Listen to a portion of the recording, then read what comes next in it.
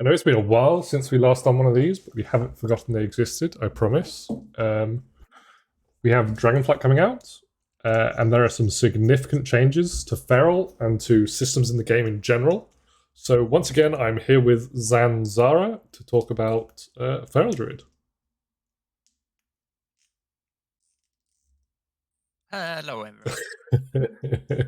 We're a bit out of practice. It's been a while since we last did one of these. So there are some big changes coming to Dragonflight. Obviously, if anyone's been paying attention, we now have new talent trees.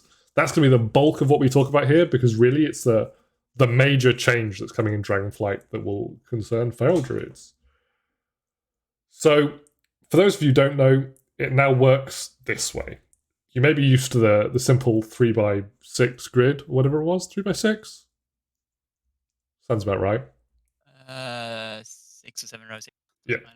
But rather than that, we now have two trees. We've got a class tree, which will be shared across the entire class. And we have a spec tree, which will be for each individual spec.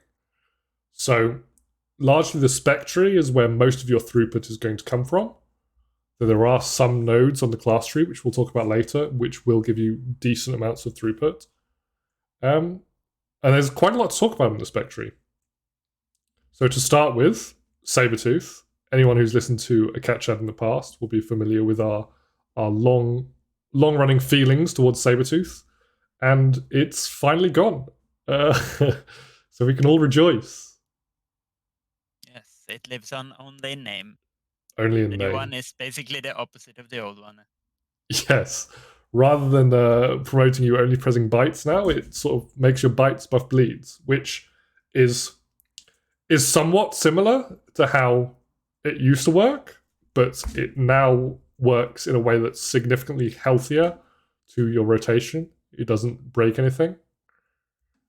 Doesn't punish you for switching off targets. In fact, this one sort of, because it gives you a buff that increases rip damage, it almost rewards you for switching off targets. Because the more rips out, the more rip damage. So that's cool. We're a big fan of the Sabertooth changes. One of the other major changes, and these are like the really big changes that we're going to have to talk a lot about, is that rather than not having any AoE, we now have all of the AoE in the entire universe. We've got a variety of AoE talents that we can talk about, and they're actually strong now. I know, yeah. I know Zan and I have been updating guides. Zan is taking over the Icy Veins guide for pre-patch and launch. So, congratulations to him. And we've all been going through, and all the boss tips pages where I remember having to type, don't switch off your single target build. This is just a single target fight because you can't AoE here. Those don't really exist anymore. Yeah, it's actually the opposite. Single target AoE builds are so close to single target on single target that, like, if there is even a little bit of AoE, it's basically worth using. It's very different from it used.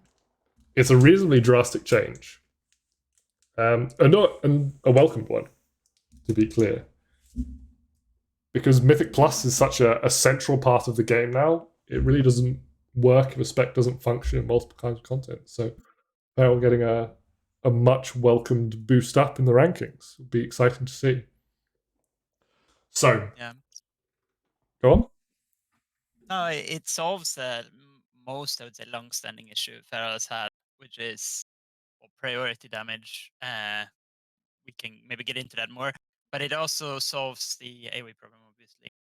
Like what Primal Wrath really started last expansion now is basically the conclusion of, I guess, at least for now. Yes, it's Primal Wrath has kind of reached its final form. So obviously we're talking about Primal Wrath. Primal Wrath is still in the tree. That's still one of the AoE talent options. It's now very high up in the tree, which means that it's extremely cheap to pick it up.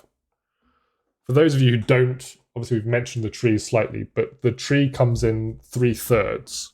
And in each of those thirds, you have to spend a certain amount of points above it to be able to pass below. So you need to spend 8 points in the first third. And because of the number of talents available in that, it's very cheap to pick up Primal Wrath because you lose very little in terms of the other talents you pick up. Yeah, and it should, of course, be said that the last third of the tree has, on average, at least the strongest points. So you want to spend as many points as far down as possible. So you really probably only want to spend 8 points in the top quarter, or a third rather. And you probably don't want to spend much more than that in the second as well. Yeah. So it becomes a case where you're looking at the tree, you're going, okay, the first 8 points, what is the most efficient things to spend it on? And Primal Wrath's going to be incredibly easy choice there in a lot of cases. Yes. You use significantly less. I mean, historically, you didn't lose a huge amount taking Primal Wrath, but it was still in the sort of 2 to 3% range. Whereas now it's drastically below that. Potentially even a gain on a lot of fights. So Primal Wrath has been bolstered. Obviously, if we were going to the expansion with only Primal Wrath as an option, then it wouldn't be a significant change from now. But there's a load of talents that they've added as well that are sort of brand new talents and really emphasize Primal Wrath. So one notable talent, there's a variety of them, we'll talk about most of them, but this is going to get a little bit confusing because they share very similar names. But the first is Tear Open Wounds. So the way Tear Open Wounds works is that if you have a rip on a target and you cast Primal Wrath on them, it will consume, so it will just take away a portion of the rip's duration.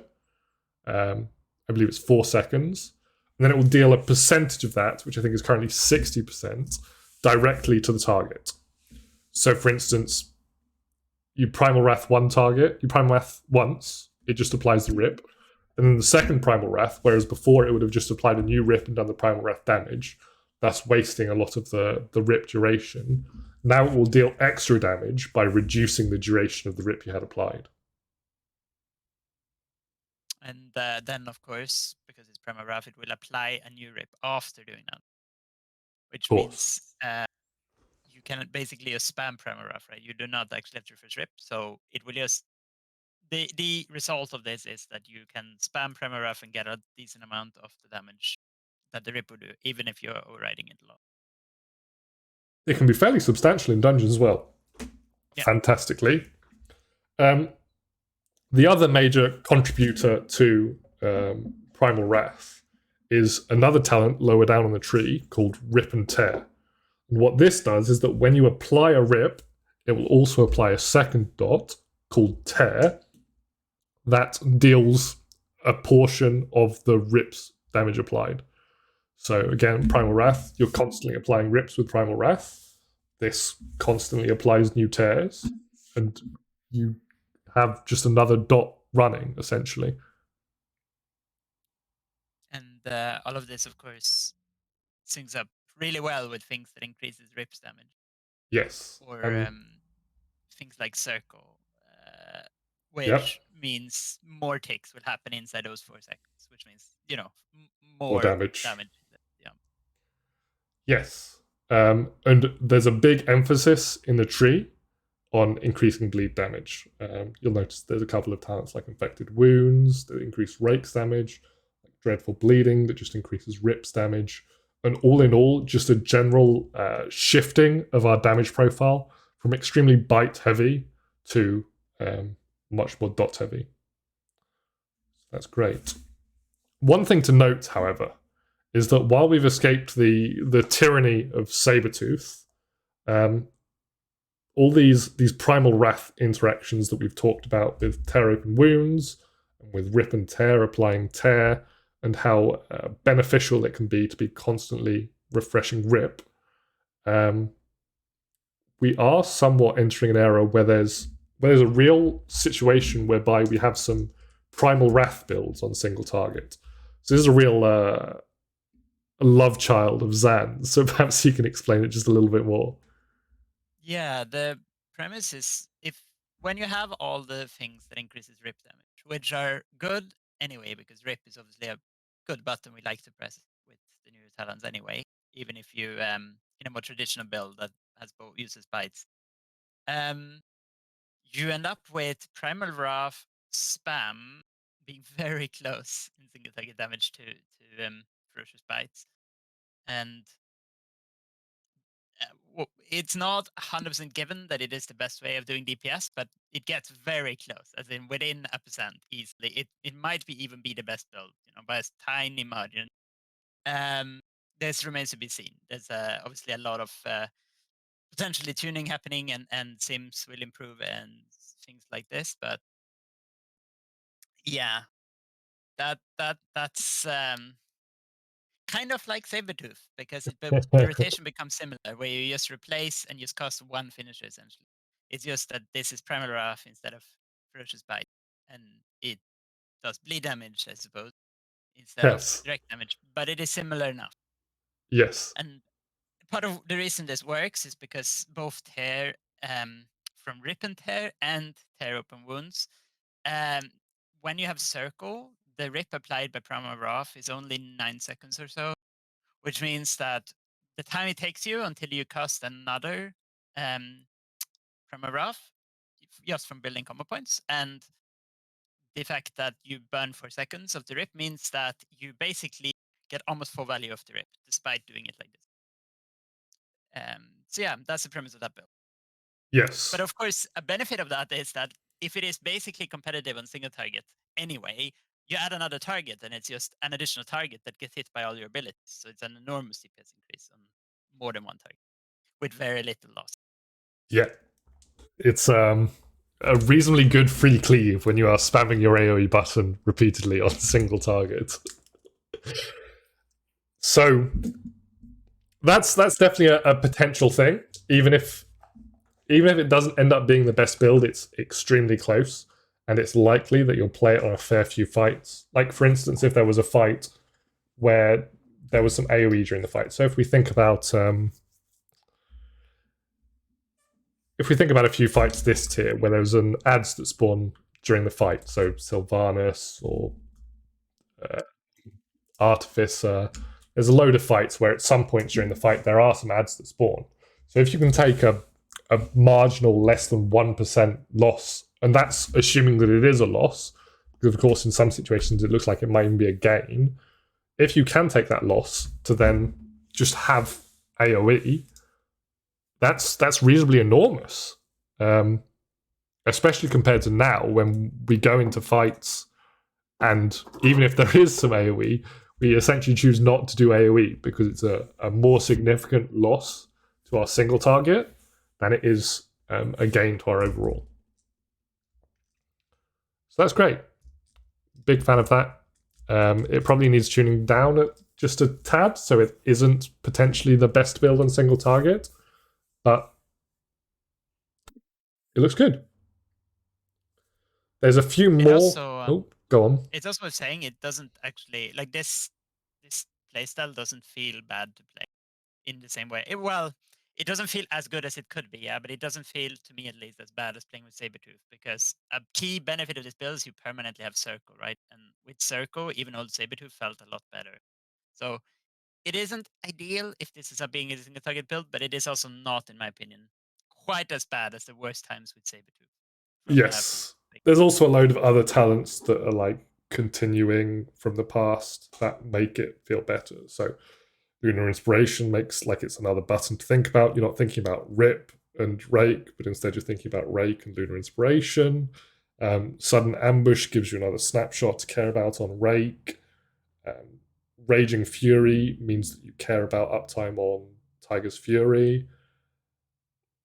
And of course you've got Swarm and Feral Frenzy going on, which are sort of decent micro cooldowns. So it could be worse. It's significantly better than it's been at points at Sabertooth. I probably don't, like, I've played around it a little bit. I probably don't enjoy it as much as I enjoy the baseline rotation going into Dragonflight, but it could be worse. So Primal Wrath single target is a little bit scary. But there's other AoE talents coming as well that aren't included or mentioned in the sort of the Primal Wrath discussions. So of course, Apex is coming back as a talent rather than the legendary. So when you apply rips with Primal Wrath or with normal rip, each of those ticks has a chance to proc a free Ferocious Bite. Obviously, of course, now you can pair it with Circle. You can pair it with Sabertooth as well. Both of these are kind of cool. Yeah, it's a decent talent. It's fairly interesting. I think we both enjoy a proc in the rotation. As a avid Iron Jaws lover from the past, Zan is. Especially procs that doesn't just give you energy, which is the normal proc file gets by set bonuses like every other tier. Yes, when you end up with the HFC set bonus that we keep getting brought back, which is, of course, in the tree again, if slightly watered down. Yep. Yep. To go along with Apex, we've also got Rampant Ferocity. So this is another new talent, and this makes your bite hit all targets that have rip on it for slightly less damage. Well, significantly less damage. I think it's 25% at the moment. But this is a nice addition with Apex. Obviously, in a build where you're playing Apex for AoE, which might be some of them, Rampant Ferocity is somewhat free AoE when you want to be pressing it in general. I don't think it's strong enough to build an AoE profile out of. No, it wouldn't make sense anyway, because when you have all the Primal Wrath support talents, it doesn't really make sense for this to be a better, like, actual outright AoE. And this also has the additional drawback that it only, well, it does scale +5 targets, but it does reduce damage +5 targets, like most AoE direct damage AoE spells do, but Primal Wrath doesn't really have that limitation. Yes, So I think this is more of a talent that you use when you want to do single target on a priority target, but also do some AoE, which it is. It does a good job of. Yeah. Yes. So this might be more used in some raid fights where obviously you still want to be hitting the boss, but you still want to be doing some AoE. It does have some negative synergy with Circle. While Apex has a bit of positive synergy with Circle, Rampant Ferocity, if you want to use it as like a general bite talent, does have some negative synergy with Circle, because Circle reducing your Primal Wrath duration makes it very hard to get Rampant Ferocity bites in between your Primal Wraths without dropping benefit from Terror and Wounds. Yeah, this is part of the problem, I think, with this playstyle as well. It really relies on Apex bites to get much value, because you do still need to cycle at least every other Primal Wrath, probably, maybe every third if you have a very good gear. Every third finisher, I mean, needs to be a Primal Wrath either way. So this is part of the issue with this playstyle. It can't actually be that competitive just baseline with Primal Wrath, just because of that. Like, you can't cost that many bites in every refresh. Yes. This is much more of an assist talent, like Tear Open Wounds, than it is a fundamental way of doing AoE. But I think that's okay. Not every talent in the tree needs to be play style defining. This does a decent job at what it does. So there's a lot to talk about in the next subject, and that is, obviously, prior to recent changes, there was a lot of concerns about how we used generators in single target. So there was concern about Rake overtaking Shred. There was concerns about Swipe overtaking Shred. And both of these were fairly realistic concerns with reasonable constraints. So Blizzard made some changes, which involved nerfs to Swipe damage. With how strong bleeds are in Dragonflight, and with this new talent, Double Clawed Rake. Double Clawed Rake does essentially what Twin Moons does, and it applies Rake to additional target whenever you cast it. However, with how much more damage bleeds do, and with the slight nerf to Swipe, this has ended up in a situation whereby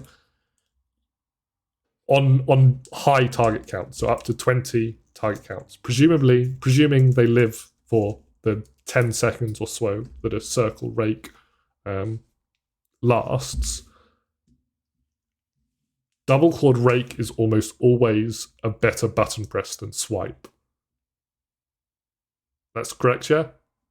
Yeah, It was up that to like is. 20 I think. targets. Yeah, it's a fair assessment. I think it's. I mean, you cannot reasonably maintain rake with circle on that many targets, even with double claw rake. But that basically just means that it becomes a button you spam, Yeah. essentially as your finish. Yes. Which isn't the end of the world. Rather than pressing swipe, you just press rake on a target that doesn't have rake. It might be advisable to get some nameplate mods so you can easily identify targets without rake.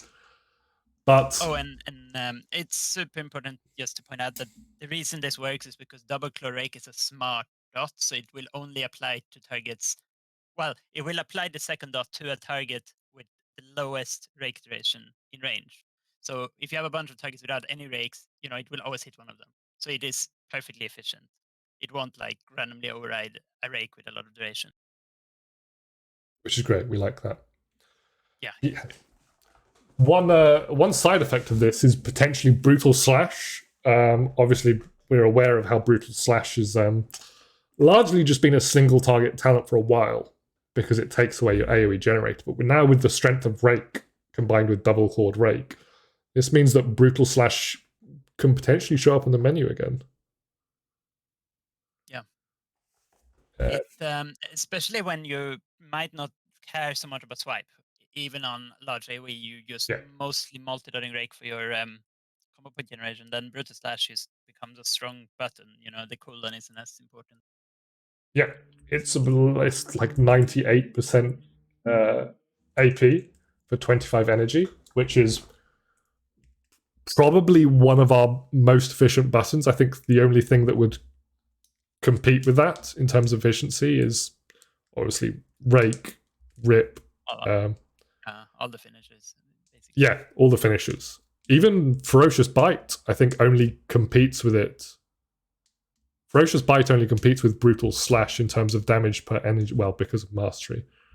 But yeah, it becomes a remarkably efficient button. So potentially, with all of these combined, with double clawed rake, with brutal slash, with primal wrath, with apex, with rampant ferocity, we actually have a pretty engaging AOE rotation.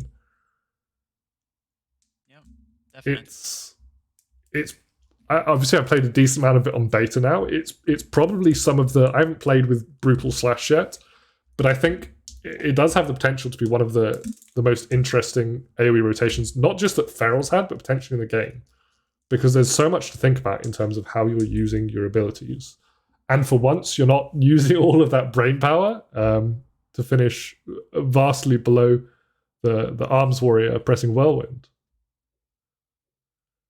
So it's an exciting position to be in when it's fun and it's strong. We're looking forward to playing it further.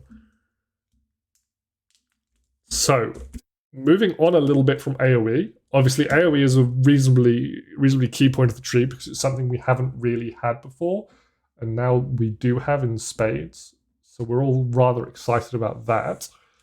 But one thing that's returning this expansion on the talent tree is Convoke the Spirits, which now exists on a choice node between Convoke the Spirits and Incarnation. Obviously, it's been tuned down a little bit. I don't know if anybody's seen the notes, but it now only casts 4 combo point bites. And it won't cast Tiger's Fury anymore, which it's debatable if that's a bit of tuning down, but Yeah, I think that's not relevant. no. Because they're doing TF anyway. Yes, you mostly didn't want it to cast Tiger's Fury, but hey, we'll take it. Yes. So, Convoke the Spirits, despite its shooting down, is still a pretty strong button. I know you've been looking at Incarn recently. Incarn is stronger somewhat than we thought, but it's fair to say it's still a fair bit behind Convoke. Yes, I think that's true. Certainly in the most cases. There might be some niche cases where that's not the case, but yeah. Convoke is the reason you would go down here probably most of the time. Yes. So one important thing to note about Convoke is that Convoke is gated by survival instincts. So right in the center of the tree, in order to get down to convoke the spirits, you have to go through survival instincts. I say gated, which is maybe not. It's maybe fair, it's maybe not fair. Some people would argue that taking survival instinct isn't really a gate, but at the end of the day, it is a it is a 0 DPS talent that you take to get to convoke. So convoke strength is somewhat kept in control by that. Yeah, and if you compare, you could, for example, make the same argument for predatory swiftness, but the difference between these two is that if you look at the position where predatory swiftness is, there's tons of powerful talent options that are gated by it. So it is much less realistic to skip that one, whereas it is fairly reasonable to skip survival instinct and go down on both sides and have a lot of good options. It's Basically, the only thing you miss out on is specifically incarnation / convoke and well, their buff talent that buffs either of those abilities. it's pretty hard to spend points while skipping predatory swiftness. Yes, I'm not even sure if it's possible. I think I might have to play around with that, but there's a chance it might actually not be possible. I think it probably is, but you'd have to spend a lot of points in the upper third, which are reasonably inefficient. So, one thing that comes about from Convoke and Survival Instinct's location is looking at the strongest builds. I know this is something that people are going to be eager to know because people are always eager to know what the strongest build is. So, realistically, at the moment, we have two builds that are extremely, and this isn't considering Primal Wrath builds. This is solely considering bite builds. So builds that play the way sort of Feral is expected. There's realistically two builds that are within less than 1%. Yeah, Yes, I think that's. they're close enough to be about the same. So I think I'm mostly working with heroic dragonflight gear, like so the first tier heroic, because that's what most of us yes, will be progressing at the start. And at that point, I think it's like 0.3% currently. yeah. So they're reasonably close. One of these builds, so technically the best build in DPS. So this is not a convoke build, and it doesn't take survival instincts because if you don't go to convoke, it's always going to be higher DPS not to take survival instincts. The second build, the one that's about 0.3% behind, does take survival instincts, and both of these builds will be posted when we get closer to release and we're more absolutely confident of what's going on and there's not been any hot fixes, and we can go from there. It's worth saying there is also a world where there's some alternative build to both of these that are just better, because the problem with these trees, is that there's so many possible combinations, permutations, Yes. that it is just not plausible to actually just test all of them. So we have to some degree, to explore. Yes. You can't really brute force it to work out what's best. You gotta apply a bit of human ingenuity. So there's a chance that somebody might think up something revolutionary, or maybe we find some APL adjustment that will change this. But for now, obviously we've got these two builds. We've got Convoke, which takes survival instincts, and we've got a non-Convoke build that doesn't take survival instincts. So we really wanted to use this as an example and talk about like what players will find valuable. Because it's not a big damage loss, but survival instincts can be quite a strong defensive cooldown, borderline mandatory for a lot of fights. So it's going to be up to players somewhat to decide what they value and whether or not they want to choose the absolute best build, or whether or not they want to choose the build that's a little bit worse, well within tolerance, but also comes with secondary concerns. And this is likely to be a theme across multiple specs and multiple classes. But it is likely a realistic scenario, so Feral Druids should think about that as you start playing around with builds on the pre-patch. And this is also good news if you're one of the people who really hate Convoke, for example. I know some people are like that. If you really hate Convoke, it's good to know that there are builds that are gonna be competitive on damage at least, if Yes, not survivability necessarily, without Convoke. That's a cool thing. absolutely. Yeah. Realistically, it looks like there will be options for what you play in the feral tree. I think there's likely to be a few feral. I think there's likely to be a few constants of things you always take, and those constants are looking at the moment likely to be things like feral frenzy, blood talons, lunar inspiration on single target is likely to be a reasonable constant because of its position in the tree. Yeah, like Berserk Yeah, moment. berserk, omen of clarity. Um, so most feral trees are likely going to share a few things, but outside of that, I think there's very few actually bad talents in our tree. I think there's two talents which I think you're unlikely to click over the course of the expansion if nothing changes, and that's Primal Claws and Protective Growth. Um, but other than I would that, I would throw in a Relentless Predator as well. Similar problem as the yeah, other two. yeah, that's likely at the mercy of tuning. I know we did look at one build at one point which had Relentless Predator, but I think it's fallen out since tuning changes. Yeah, yeah. It's just with how much energy, which I guess is something we can discuss, but yeah, it's not likely to be very powerful. Yeah, but I think almost every other talent on the tree will likely see play at some point in the expansion, which is cool. That's very few duds. Um, I think two of those duds at least, well, potentially all of those duds could be addressed by tuning. If you Yeah, make I protective guess growth the exception 90%, to that, yeah, exactly. Protected growth, I don't think is unfortunately unlikely to be useful just because you can't really tune this well in a reasonable number. yes. In order to Big, tune it to a point whereby you want to click on it and lose DPS, you'd have to make it significantly stronger, which you could do. Like as I said, you could just make it 90%, and I'd click on it every time. PS would be incredibly happy about that too. Yeah. But yeah, I think the tree is reasonably good. It's certainly significantly better than the first iteration we got. Yeah. Yeah, the first three was a the disaster. the less said the better. But yeah, so we mentioned energy.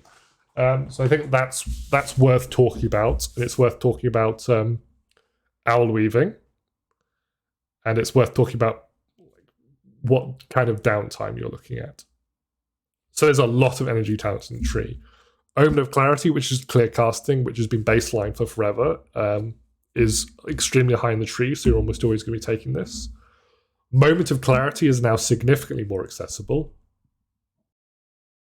so you're likely going to be taking that quite a lot. Soul of the Forest is reasonably accessible.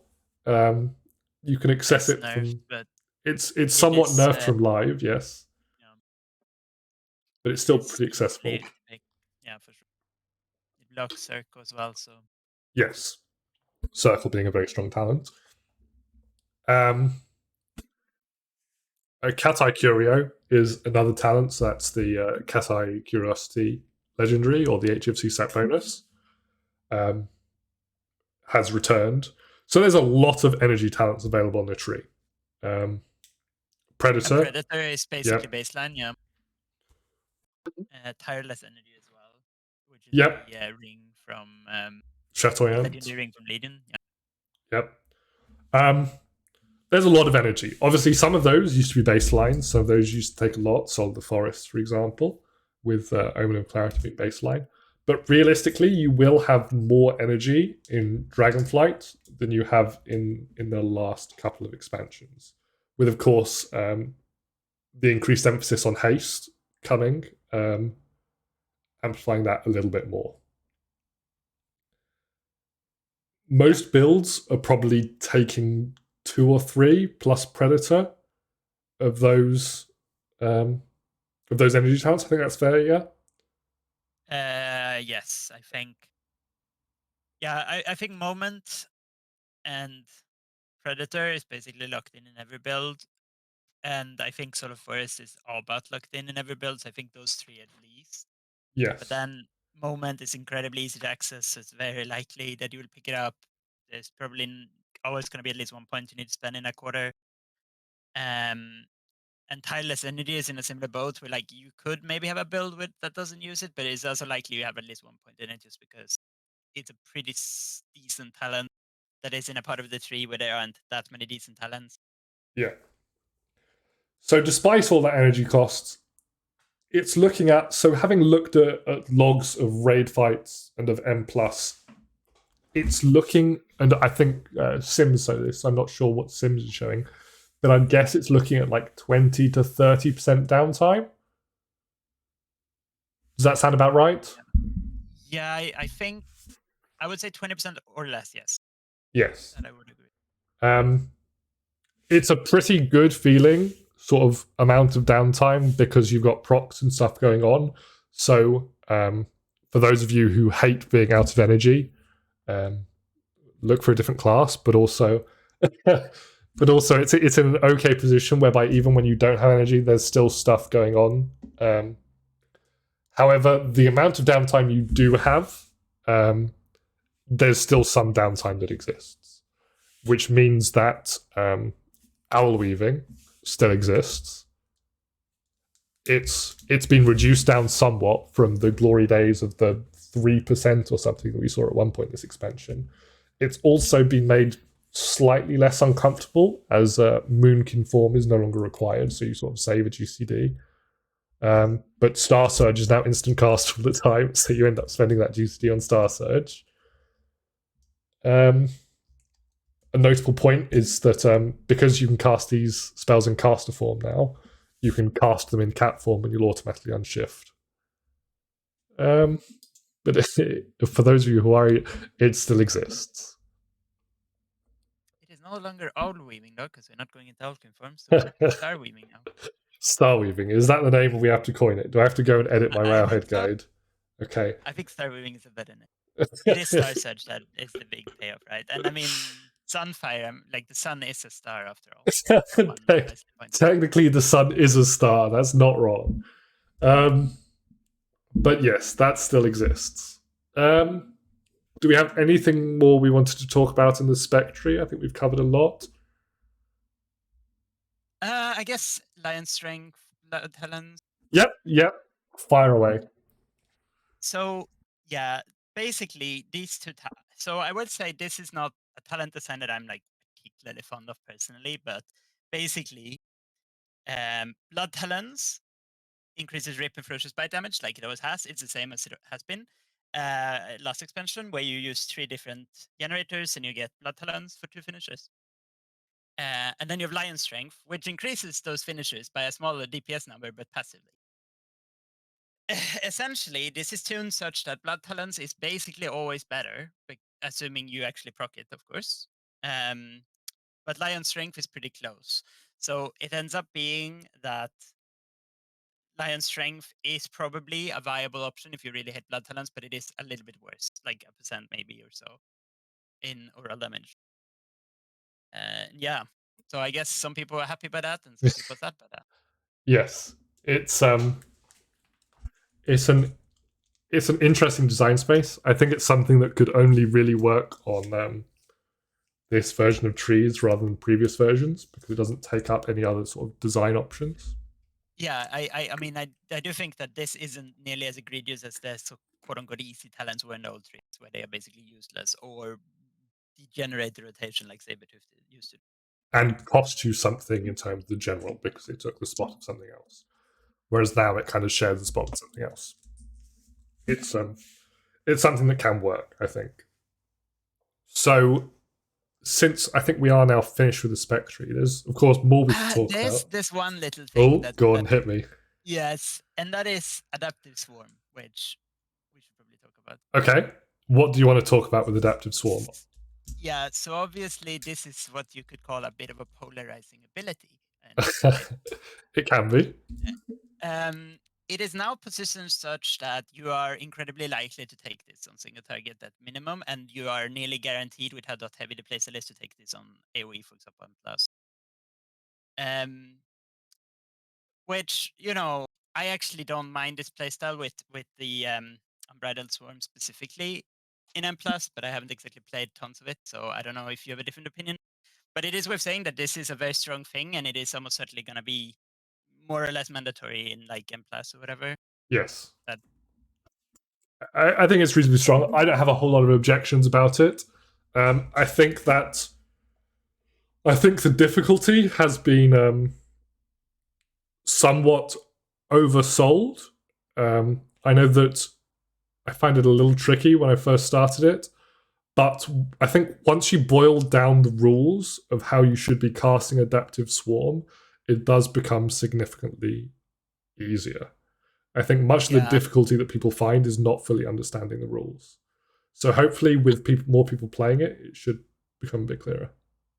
Yeah, this is a thing that is incredibly hard to math out because of how the complex the dynamic is, but it is easier to play with than it is to understand like the actual maths of it. Unfortunately, I guess. But yeah, so it's worth saying like this is a baseline thing now. Or well, essentially a baseline thing, I think. Yes. And, yeah. Yes, it can definitely be somewhat polarizing. I think, particularly in single target, it's mostly fire and forget. Sometimes you might want to cast it on yourself or on an ally if like the boss has more than 2 stacks, and it's only just applied. But a lot of the time, you won't need to apply too much thought to this. In M+, a little bit more, but not too complicated.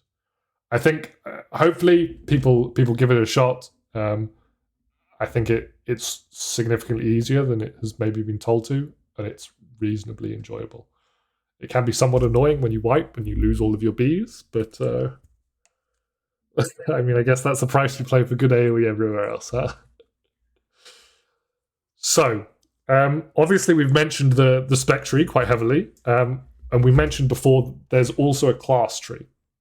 So the class tree is shared between the entire class. So balanced druids, guardian druids, feral druids, resto druids, we all have the same class tree. It's mostly utility, though there are a few throughput nodes. There's a lot of healing in the tree, and that's mostly where the choice is to be made. Because you're so locked into taking some throughput talents, so I believe there's 2 major throughput talents, one of which says increases physical damage and armor. It doesn't actually do that. What it actually does is increase feral and guardian spells damage. So, for instance, Lunar Inspiration doesn't do physical damage, but Lunar Inspiration is increased by that talent. The other one is Lycara's, which is below Wild Charge, and it's 3 points. It gives you up to 6% crit when you're in form. Because you're basically always going to take these, most of your choices around healing. What did you say? There's also some feral abilities that are used to be baseline, like Primal Fury and, well, Rip, that are effectively mandatory talents you have to pick on the feral side of the class tree. Yes. Yes.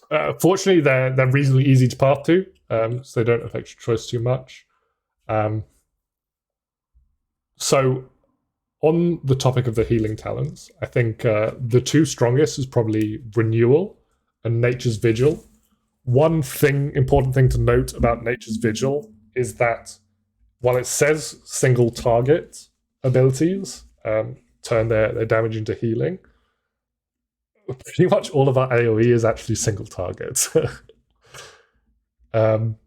Because obviously Primal Wrath applies Rip. The rips are tagged as single targets. The tears that proc Rip are single target.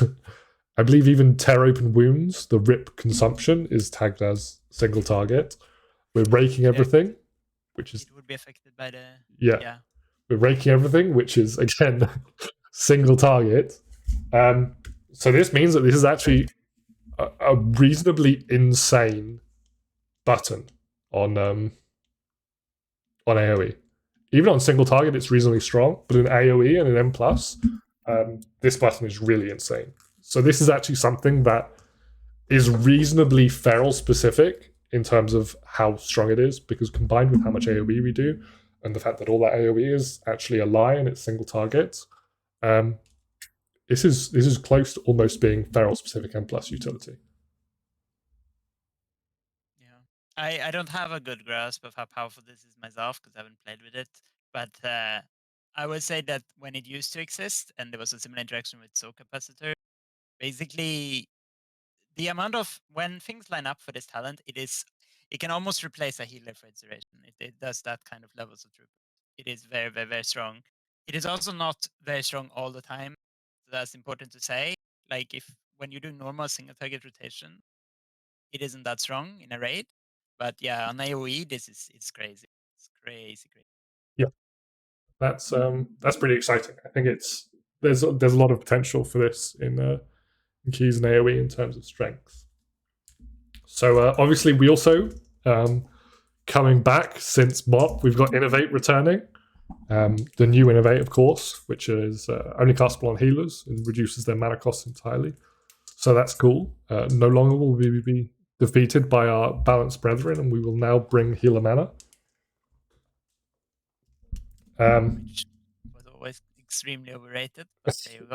It's definitely somewhat overrated, but people like it. It's just it's another plus, I guess. It's little to complain about here. And also, as we're saying, we can now pick Vortex plus Typhoon again, which we used to be able to before the last talent rework. Which, I mean, it's not a mass grip. I know people say it's like a bad mass grip. It's not, but it can be good sometimes. You know? It's a reasonably strong option. It's definitely not as strong as mass grip, but I think we'll use it on a fair few. I think we'll find a fair few amount of uses for it. Sorry about that. It's worth mentioning, of course, that while the physical damage node that we mentioned is a lie, there's also a magic damage node, which is also a lie, so won't increase lunar inspiration, but will increase adaptive swarm damage. And of course, star weaving abilities like Surge. And of course, star weaving abilities. While this is technically a throughput increase, I think it's likely to be such a small throughput increase that you're unlikely to feel forced to click on those nodes. Of course, much like we talked about before with the survival instincts in the feral tree, there's a chance that you might want to do that, but realistically, you're probably okay skipping those nodes for stronger utility options. Yeah, I think it's more likely you would press this button for healing increase than ever for like the incredibly marginal amount of balance damage. Yes, yeah, for sure. It's I don't think it would even be 0.5% of damage. It's extremely small, and for 3 points, it's a hard one to click on. I don't think I had a whole amount to talk about on the class tree. Is there anything else you can think of? Yeah, more than my overall opinion on the class tree is that it is pretty bad. Unfortunately, yes. I think it's very locked in. Like I said before, you have to pick up the feral talents, which yes, they are easy for us to pick up, but still, you have to pick up the feral like throughput talents. Fair enough.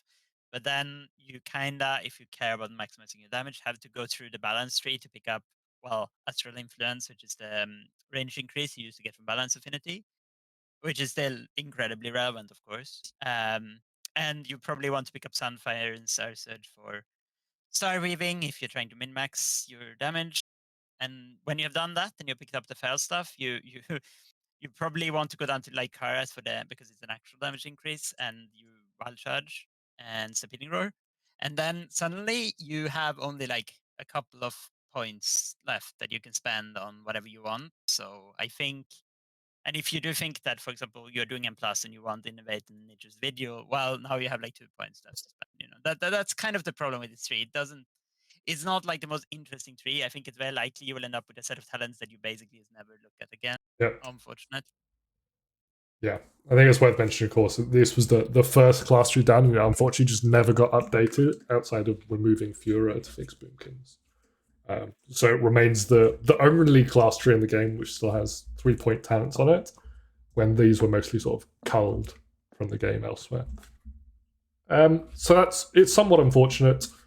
It definitely could be worse. Like, it could just be bad as opposed to having no choice. Whereas now you can kind of pick almost everything you want, but you kind of never really swap. So it could definitely be worse. Overall, we're reasonably happy with the spec tree. I think that's fair to say. Yeah, the spec tree is great. I think, like, obviously there's more things I would like improved, but it is nothing I would say is particularly major. Like, it is a nice tree. It's a good tree. Yeah. I think this is probably the most I've been looking forward to Feral in the expansion in an extremely long time.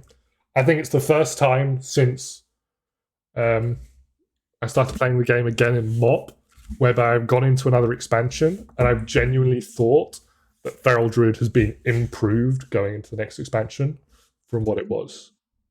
I've seen so many people get excited about Feral Druid, even people who don't play Feral. It's been really cool to see the renewed interest. I'm really looking forward to getting my hands on it. And I would agree completely with that. But I also want to say how crazy is that it's the first time in maybe 6 or 8 years that we feel like the spec has actually improved. Yeah, it's been a period of neglect, but I think happily we're finally through it, and it's looking sunny. So I know it's been a while since we did this one. I'm not going to promise. I think I promised on the last one that we'd do another one within like a month, and then it's been like a year. So I'm absolutely not going to promise that. But it's likely that we'll do one again at some point, maybe before the raid comes out. If there's any hot fixes, if there's any changes, if there's anything drastic, we might do an emergency one. But we're looking forward towards Dragonflight. I hope everyone else is. If you've made it this far into the podcast, I hope you enjoyed listening to us. And thanks.